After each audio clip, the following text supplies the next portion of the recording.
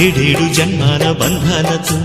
ఈనాడు నీడు పండించనా మరి తయారయ్యే ఉన్న వయ్యారంగా సయ్యత్తు ఒళ్ళోకి వాలంగా చూసుకొచ్చానమ్మా చూడు ఉత్సాహంగా చిన్నారి వన్నెల్ని ఏలంగా ప్రతిక్షణం పరవశం కలగగా